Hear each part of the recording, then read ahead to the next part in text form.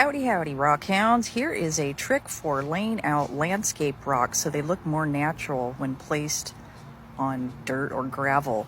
What you do is you grab some and you literally just toss them in the air and see where they land.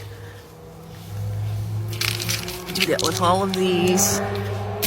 Ignore the traffic. And then just spread them out like this, throw them in the air, toss, toss, toss.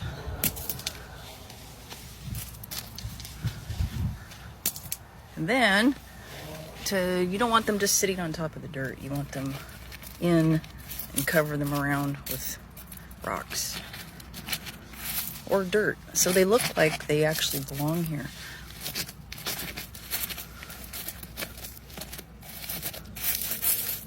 So you do like that. And they look better than just all evenly spaced, don't you think?